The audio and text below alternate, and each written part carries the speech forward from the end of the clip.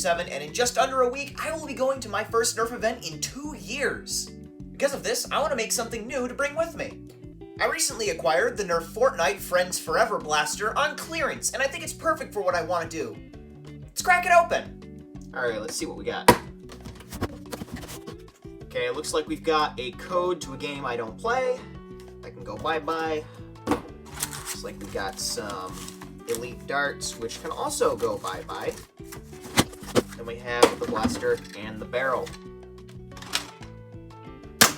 70, 70, 67, 71, 69, giggity, 68, and we're out. It's not too bad for a stock blaster. Now, the reason why I want to use this specific version of this blaster instead of the original, which is, by all means, a much prettier version of the blaster, is because of how I want to paint it. I want to paint it up for the University of Michigan Wolverines, which is the college team that I root for. Of course, the trigger, hammer, and cylinder on this version are all yellow, which will work perfectly for that color scheme. In addition, this is going to be pretty easy to sand off all the gross paint from. Even the warning labels are going to be much easier to remove as they are not actually part of the shell, they are simply printed on. I think the only downside versus the original is that on the original, the handle scales are separate pieces, therefore easier to paint. However, on the new version, it is all one piece of the shell. Alright, we can ditch the barrel for now. Let's get the main blaster open.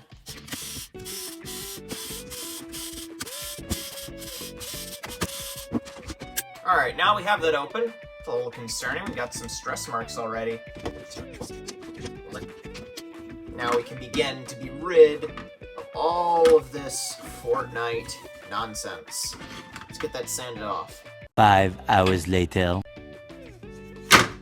There, that ought to do nicely. It's pretty clean, all things considered.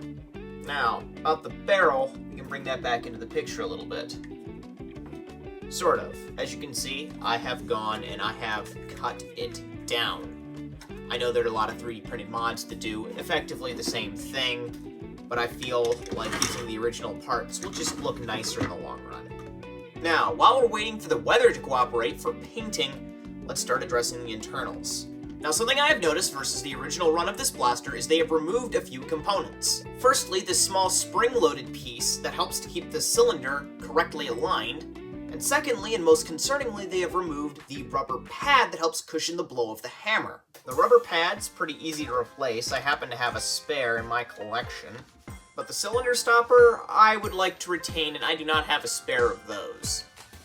Okay, after a little experimentation, I have made a 3D printable replacement for the cylinder locking mechanism. I'm going to go ahead and throw it up on my printables for anyone to use, though you're on your own for finding a suitable spring. It slots in right where the original went, and as far as I can tell, it works perfectly.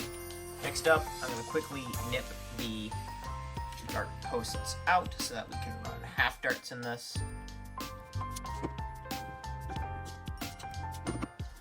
Okay, it is the next day, and with a very short amount of time of good weather to paint, here's the result. I think it turned out rather well.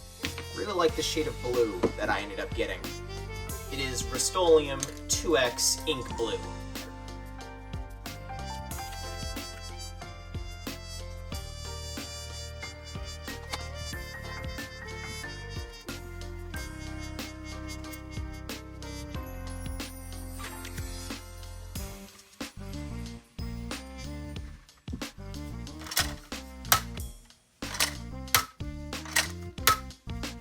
Snap on the barrel now. That's intended to be permanent.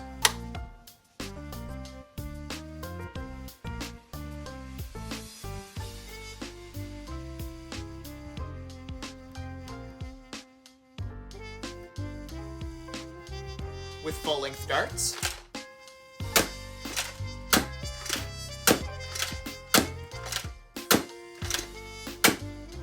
and some half-length darts.